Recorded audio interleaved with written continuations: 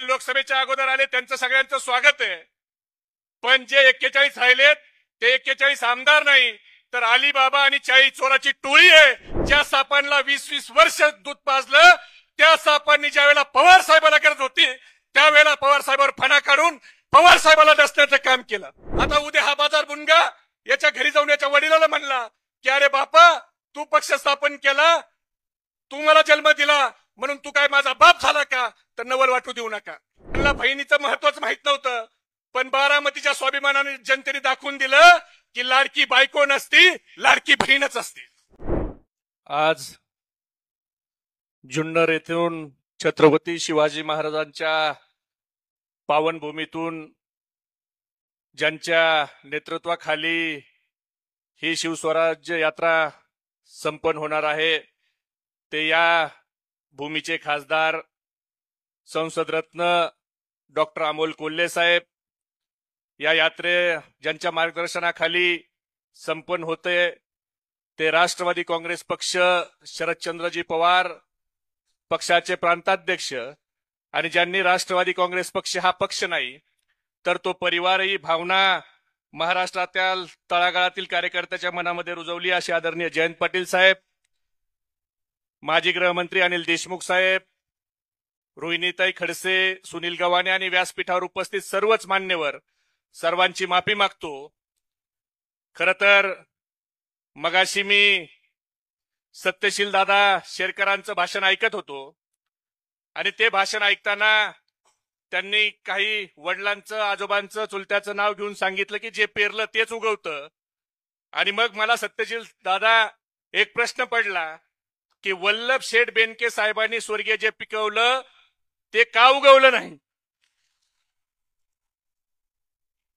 खर तर ते उगवायला पाहिजे होतं पण दुर्दैवानं ते उगवलं नाही.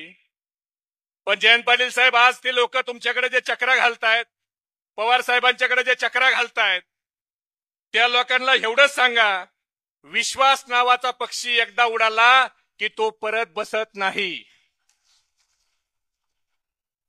म्हणून आता जी लोक गेलीत त्या लोकांनी आमच्या सूरज वाजगे असेल, विजय कुराडे असेल, ही लोक मला सातत्याने सांगायची की आम्ही फक्त शरद पवार साहेबांच्या सोबत राहायची भूमिका घेतली म्हणून ह्या लोकांनी आम्हाला किती त्रास दिला.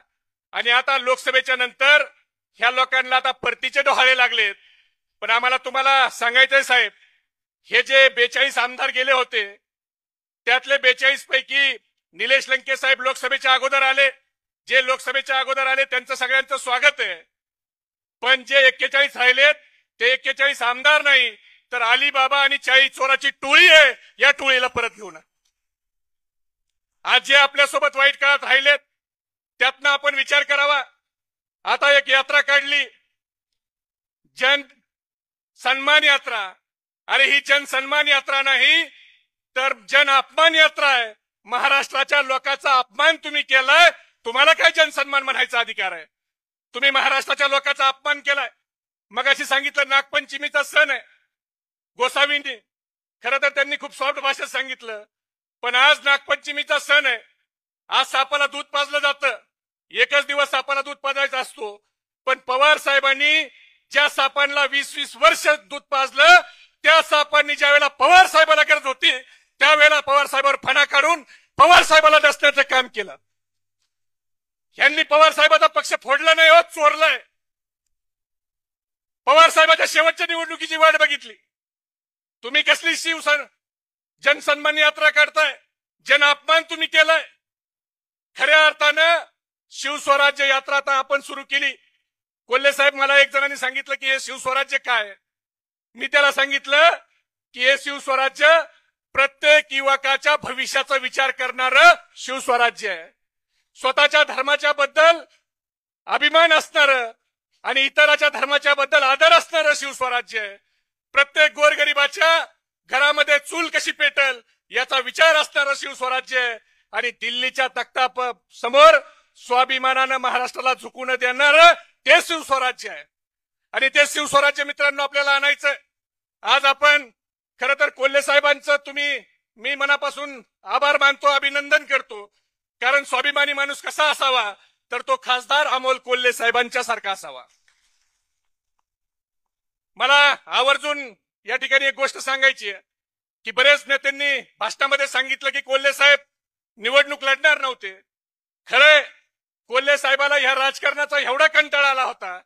अहो, साधा आमदारांनी जर आमदाराच्या कार्यकर्त्यांनी एखाद्या कोल्हे साहेबाची पोस्ट टाकली तरी आमदार त्याला जाऊन त्रास द्यायचे, काम करून द्यायचं तर सोडा. मग अशा सगळ्या परिस्थितीत ज्या वेळेला 5 आमदार होते त्यावेळेला कोल्हे साहेबाला लढायची इच्छा नव्हती. कोल्हे साहेबांनी स्पष्टपणे सांगितलं की मला निवडणूक लढायची नाही. पण ज्या वेळेला सगळे पवार साहेबाला सोडून गेले त्यावेळेला कोल्हे साहेबांनी भूमिका घेतली की मला निवडणूक लढवायची. त्यावेळेला मी कोल्हे साहेबांना विचारलं की साहेब, ज्या वेळेला सगळे सोडून चालले होते, सगळे आपल्या सोबत होते, तुम्हाला निवडणूक सोपी होती, त्यावेळेला तुम्ही निवडणूक लढायची नाही म्हणलात, आणि आज आपल्याला सोडून सगळे चाललेत, त्यावेळेला तुम्ही निवडणूक लढवायची म्हणताय. आता निवडणूक कठीण आहे. त्यावेळेला कोल्हे साहेबांनी सांगितलं की निवडणुकीत जय पराजय होईल, पण ज्या वेळेला आपल्या बापाला गरज आहे आधाराची, त्यावेळेला आपल्या बापाच्या पाठीमागे उभा राहण्याचं काम हे चांगल्या मुलांनी केलं पाहिजे. आणि म्हणून कोल्हे साहेब त्या ठिकाणी उभा राहिले. कोल्हे साहेबाला म्हणलं गेलं, तू कसा निवडून येतो बघतो. पण तुम्ही 72 मतांनी त्यांना निवडून दिलं. पण जे कोल्हे साहेबाला म्हणाले तू कसा निवडून येतो, त्या लोकांच्याकडून आमच्या युवकाची ही अपेक्षा होती की तुम्ही म्हणायला पाहिजे होतं की तू माझ्या जिल्ह्यातला वेदांत फॉक्सकॉनचा प्रकल्प कसा गुजरातला घेऊन जातो, हे जर तुम्ही म्हणला असता तर आम्हाला अधिक आनंद झाला असता. कारण ज्या वेदांत फॉक्सकॉनचा प्रकल्प गुजरातला गेलाय, त्या प्रकल्पाच्या माध्यमातून आपल्या पुण्याच्या तळेगावला 1,58,000 कोटीची गुंतवणूक येणार होती.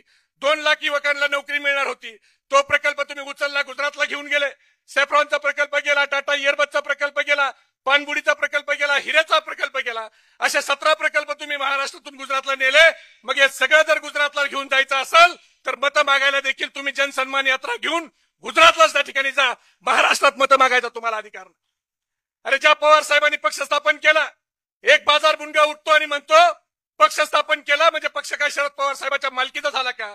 आता उद्या हा बाजार बुनगा याच्या घरी जाऊन याच्या वडिलाला म्हणला की अरे बापा, तू पक्ष स्थापन केला, तू मला जन्म दिला म्हणून तू काय माझा बाप झाला का?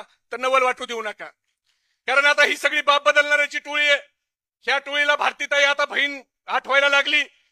याचं कारण आहे, ह्यांना बहिणीचं महत्वच माहित नव्हतं. पण बारामतीच्या स्वाभिमानाने जनतेने दाखवून दिलं की लाडकी बायको नसती, लाडकी बहीणच असते. आणि मग ह्यांना बहिणीचं त्या ठिकाणी महत्व कळायला लागले.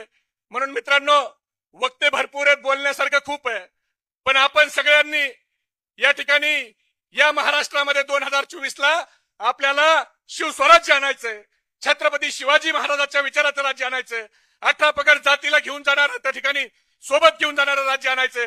त्यासाठी पवार साहेबांच्या पाठीशी आपल्याला उभा राहायचंय. जयंत पाटील साहेबांच्या पाठीशी आपल्याला उभा राहायचंय. आणि या राज्यातलं हे गद्दार सरकार हे उलथून टाकायचंय. ही गद्दारी करणारी अवलाद ही महाराष्ट्रातून हद्दपार करायची आहे. एवढेच मी या ठिकाणी आपल्याला विनंती करतो. करणार का सगळे गद्दार याला तडीपार? शिवनेरीचा आवाज आहे, छत्रपती शिवाजी महाराजांच्या जन्मभूमीतला आवाज आहे. अहो, महाराष्ट्रात नाही देशात छत्रपती शिवाजीचं महाराजाचं नाव घेतलं तर तळपायापासून मस्तकापर्यंत प्रत्येक माणसाच्या अंगावर शहारा येतो. आणि इथं एवढा कमी आवाज करायची का गद्दारी तडीपार? मग मी घोषणा देतो, हात वर करून घोषणा द्या. ज्याचा हात आपल्या शेजाऱ्याकडे लक्ष ठेवा, ज्याचा हात खाली आहे समजून घ्या विरोधी पार्टीचा आहे. आपलं काय चाललंय ऐकायला आलाय. छत्रपती शिवाजी महाराज की